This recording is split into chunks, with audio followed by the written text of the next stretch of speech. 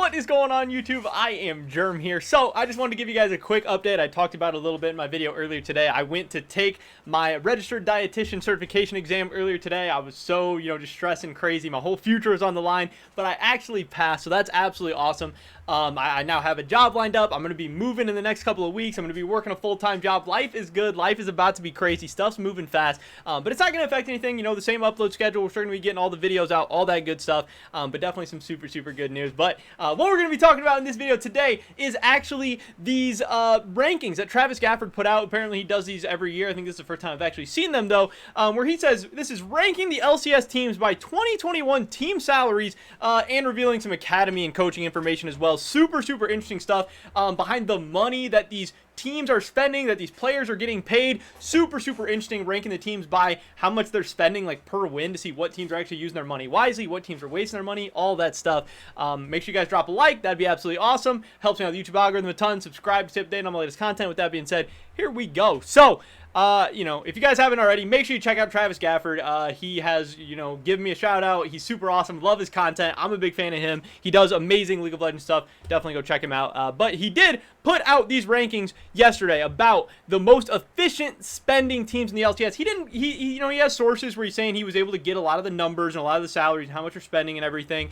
And he didn't put out any of the actual numbers because all that stuff is, behind lock and key or whatever. But he can give out some very general information about roughly where the teams are at, like compared to each other. So last spring, what you can see in the bottom right corner here, I'm kind of covering it up, but the rankings from last spring were Golden Guardians were actually the most efficient team with spending, then Cloud9, TSM, 100 Thieves, top 4 teams that were spending that amount of money per win, spending the least amount of money per win that they actually got in the spring split regular season. And then some of the worst spending teams were CLG at the very bottom, which is hilarious because they weren't even that good of a team last year. But then like Team Liquid, we know they usually spend a ton of money, and then FlyQuest and Dignitas. But yesterday, he put out these rankings for 2021 spring split, like kind of comparing them between the 2 years.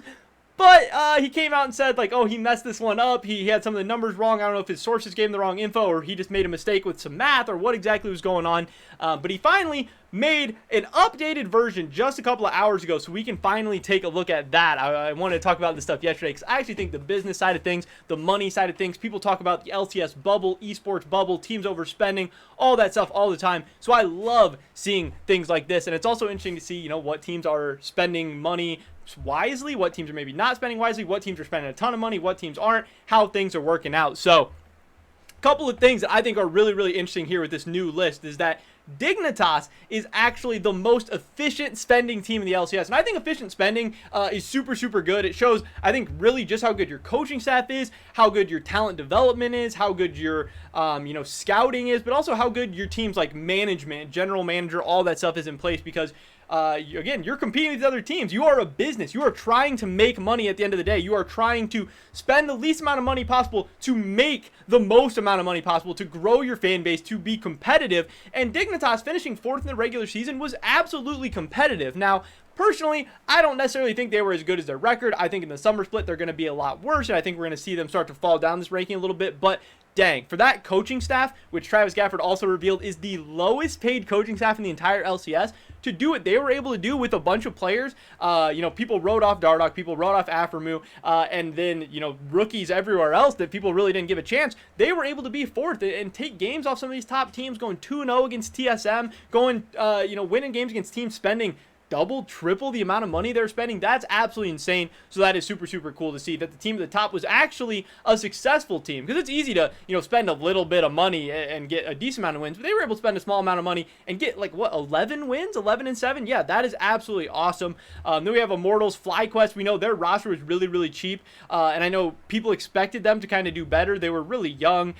People were excited for a lot of their moves, but their record didn't end up being that great, but still pretty efficient in their spending. But another team is obviously 100 Thieves being in 4th. The big thing here is that they went out and it's reported that they're going to be paying Abadage 500,000 euros, I think, which is like $625,000. So their spending is about to be going up a lot. We'll see if in the summer split Abadage is enough of a difference to actually increase their wins enough to keep pace with what they were doing before. But obviously when you go out and spend some money, you might drop down this a little bit, because 11-7, 4th place, that wasn't that bad this past regular season. And how many more games are they realistically realistically going to win? I expect a few. I think they're going to have a big jump. I think 100 Thieves had an awesome offseason, especially going and getting Reapered as well, but they're spending a lot more money. Now, you know, the difference between DeMonte and Ryoma and the money it takes to get Abadage, that's going to be a big difference. But what stands out to me also is our top 3 teams all being in the bottom 5, and Liquid actually being the highest up. You know, Paid by Steve is the meme. He is one of the biggest factors in this esports bubble of driving up these salaries to what is unprecedented rates, and we know their players make a ton of money. Jensen has an absolutely insane contract. Corey JJ is getting paid very, very well. One nice thing they have going for them is Tactical, you know, is still a young, inexperienced player. He's relatively cheap, and I also think St. Torren is honestly pretty cheap as well, and they only have him on a 1-year deal. But they are obviously going to be looking to make upgrades this offseason, possibly in jungle, maybe even an 80 carry as well. So I expect them to be shooting back down. I expect this to be a really, really big next coming offseason for Team Liquid. TSM being 3rd to last is crazy. They're, you know, they're not being that efficient with their spending. This is a team that's always been super, super cheap and historically has been towards the top of these lists. Just last spring, they were in 3rd, and now all of a sudden they're in 8th because they went out and they spent a lot of money. I think Huni, you know, was relatively cheap. There wasn't a super big market out there for him, but obviously Sword Art being the highest paid player in the league, you know, does he deserve to be the highest paid player in the league? Is he the most influential, most impactful player in the league? Is he going to be the #1 player that's going to get you more wins in this league? Is he really worth that salary that they're paying him?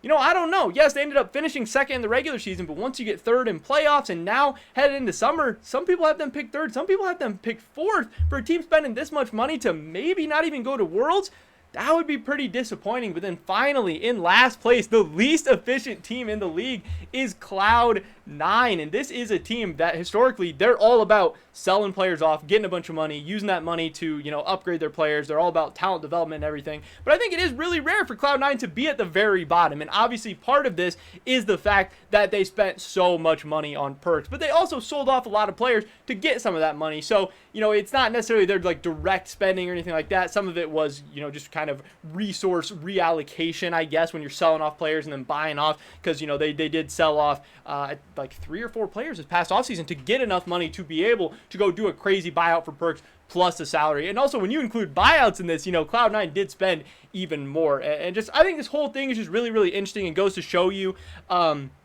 the fact that, yeah, everyone's talking about the LCS bubble. Everyone's talking about the esports bubble. None of these teams make money. You know, the last we heard was TSM is the only profitable team in the LCS. That's not sustainable. That doesn't have a long-term future. And right now, our 3 best teams are all in the bottom 5, kind of making it look like you need to go overpay. You need to spend inefficiently to be able to compete in the LCS, to be able to win titles, win championships, go to Worlds, go to MSI, and then still even be unsuccessful there. While really overpaying for a lot of these players and a lot of assets, we still aren't able to, you know, have international success and stuff, and that is really scary. Some of the other things Travis talked about is that TSM actually has the highest paid coaching staff. Like I said, Dignitas is last, and that the #1 team in spending spends 5 times more than the last place team in spending, which I do believe is Golden Guardians. I'm not sure who's #1. I would assume it's CLOUD9 is #1. But that is really, really crazy how we only have 10 teams, and the fact that there's that big of a difference between the top and bottom really just kind of shows, you know, how imbalanced the spending and budgets and all this stuff is, especially obviously after the pandemic and everything going on surrounding that. But yeah, I thought this stuff was really, really interesting. I'm glad that Travis made this video. You know, I definitely dropped a like on that for him.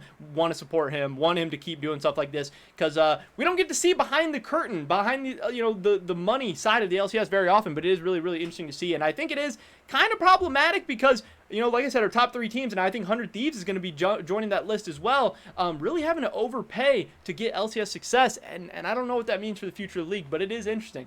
Pretty much it for this video today, guys. Definitely drop a like if you did enjoy it. I would appreciate it so much. Really helps me out with the YouTube algorithm. Leave a comment down below. What do you think about all this stuff? Do you think that it makes sense? Like, do you think CLOUD9 is right to pay for an LCS championship and getting to go to MSI, or do you think they should, you know, try and spend less money and it's not worth it? I'd love to hear your guys' thoughts and opinions. Subscribe to stay up to date on all this content. Hopefully catch you guys in the next one. But until then, peace!